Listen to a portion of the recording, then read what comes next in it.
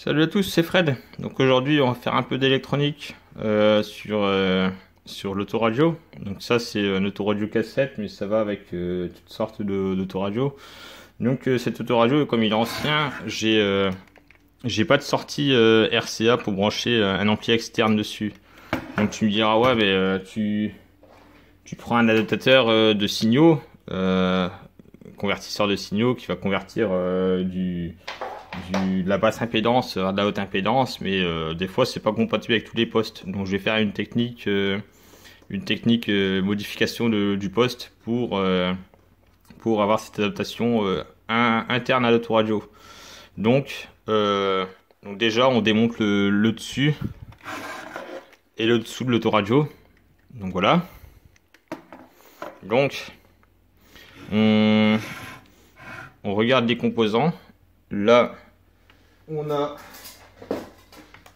Hop, je vais éclairer, je sais pas si on va voir grand chose. Tu vois là, si je vais arrêter de jouer avec mon spot. Tu vois, on le voit pas correctement, mais on a un TDA 2005. Donc ça, c'est l'amplification de puissance. Parce que tu vois, le pad du 2005, il est fixé à la carcasse métallique qui fait refroidissement de chaleur, quoi. Dissipation de chaleur. Donc, on va sur internet. Sur Google, on tape TDA 2005 et on cherche le datasheet du TDA. Donc là, on va aller sur le site de Al Datasheet.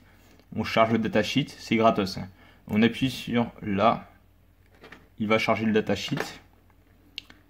Voilà. Donc là, on scroll jusqu'à temps à avoir une figure de typical application de circuit. Donc là, on a notre amplificateur, notre TDA 2005, donc c'est un amplificateur stéréo. Donc on a nos entrées input avec un condensateur qui protège l'ampli du courant continu, quoi, pour éviter d'envoyer du courant continu dans les haut-parleurs. Donc on retrouve un deuxième condensateur pour éviter de mettre du continu dans les haut-parleurs, la contre-réaction, tout ce qui est alimentation ici. Et là, ce qui nous intéresse, c'est les entrées. Donc on a input left, input right. Donc le left, il est en pin 5 et le right, il est en pin 1. Donc on reprend notre radio. Donc là, on a notre ordre de pin 1, 2, 3, 4, 5. Donc on le retourne. On retourne le poste. Donc là, on se retrouve avec la pin 1 ici. Donc si on suit la piste de la pin 1, on va sur un condensateur. On va sur notre piste, donc avec un autre condensateur qui fait découplage vers la basse. Et là, on a notre fameux condensateur de protection pour le courant continu. Si on suit l'autre piste, on voit qu'il va sur le potard du volume. Donc ça, c'est bon. Là, on a notre alimentation parce que c'est un potard qui fait interrupteur. Et donc là, si on prend la pin 5, donc 1, 2, 3, 4, 5. La 5, elle est là, donc elle part là. Elle reva sur notre, elle reva sur notre condensateur ici. Donc le condensateur, il fait là. Il y en a un là de découplage. Et ça part ici. Donc et là, ça suit. Ça va jusqu'à le deuxième canal. Donc là, on a nos deux canaux. Donc là, on peut se prendre en sortie de potentiomètre, ici et ici, pour avoir notre signal. Là, ici, on a notre masse. On a notre masse de signal.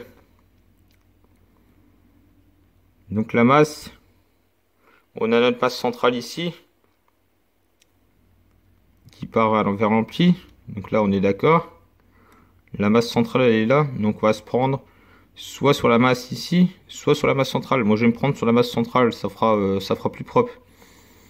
Et après, ensuite, il suffit de prendre un câble de merde que tu chopes dans les boutiques style boulanger, des trucs comme ça, quoi. Un câble RCA, une rallonge RCA, où tu peux prendre un câble jack vers RCA avec les fils assez fins. Donc tu vois mes doigts dégueulasses.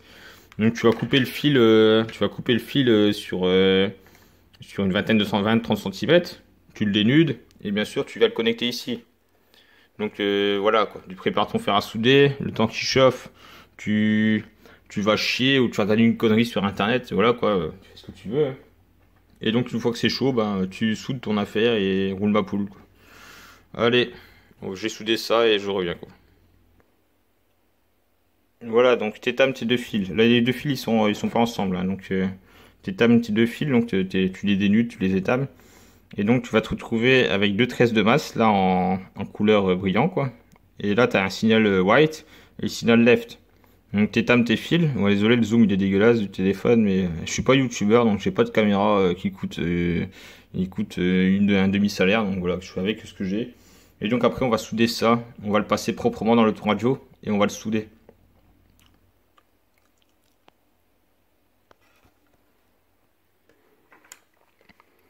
Donc on récapitule. Hop, le gauche, le droite, qui part vers les condensateurs de l'ampli.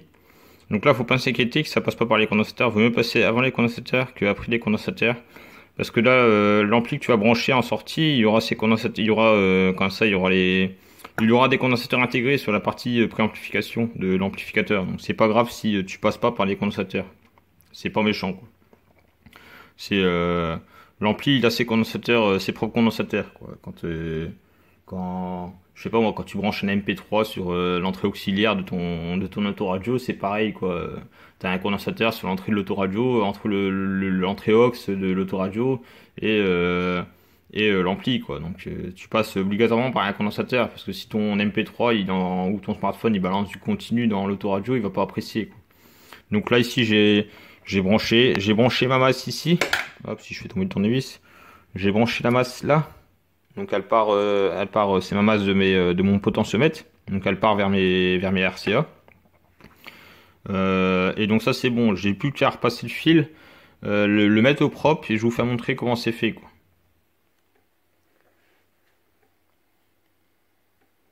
Voilà. Donc là j'ai fait passer mon câble. On voit pas grand chose. Je vais éclairer. J'ai fait passer mon câble ici, qui rejoint de l'autre côté. Il passe en dessous du mécanisme cassette. Et il passe ici sur la cosse de masse. Donc ça c'est bon. Maintenant il n'y a plus qu'à essayer l'autoradio. Donc avant de l'essayer, on va se mettre on va vérifier sur le connecteur d'alimentation qui est en dessous que la masse des RCA elle touche pas un contact d'alimentation parce que comme c'est proche du connecteur d'alimentation, peut-être qu'en refermant l'autoradio ou qu'on a fait une fausse manip, on a foutu le plus 12 à la masse et donc ça peut faire des dégâts. Donc on va vérifier que c'est bon, quoi. Donc il suffit de tester au multimètre les différentes bornes, quoi. Donc pour ça on met le fil dessus pour identifier les couleurs. On met un fil dessus, on va identifier les couleurs et on va vérifier les fils, quoi. Voilà, donc tu branches, après tu la branches, après avoir testé la continuité, si la lumière est en court-circuit, tu la branches avec une brique en 12 volts, donc on appelle ça un chargeur, enfin pas un chargeur de téléphone, une brique en 12 volts, un chargeur ou autre chose, mais pas avec une batterie, parce une batterie si tu es en court-circuit sur l'autoradio, l'autoradio il va péter, quoi. Et enfin il va péter, pas une explosion thermonucléaire, mais il va cramer, quoi. Tandis que là la brique, comme c'est une alimentation de découpage, il y a une sécurité court-circuit, donc il y aura une protection, quoi. Donc là après qu'est-ce que tu fais? Tu mets en route le poste, tu vois, hop, il fonctionne. Là je suis branché je me suis branché comme un port chaud. Là j'utilise pas le 12 volts permanent, j'utilise pas, j'utilise le 12 volts après contact sur cette autoradio. Mais si c'est un autoradio qui a un 12 permanent et un 12 après contact, tu mets le 12 permanent et l'après contact ensemble. Parce que sinon il démarrera pas, quoi. Voilà, donc là après il suffit de brancher tes RCA. Tes RCA. Enfin, brancher ton testeur dessus pour voir si t'envoies pas du courant continu et ensuite brancher comme ça sur une chaîne Wi-Fi, une enceinte Bluetooth pour voir s'il y a du son qui sort, quoi.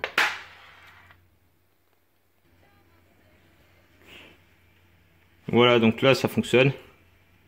Hop.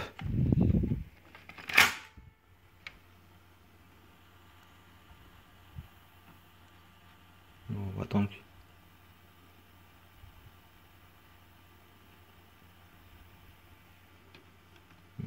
autant que... Attends, je vais voir si... Hop, c'est pas évident. Je vais la retourner. Hop.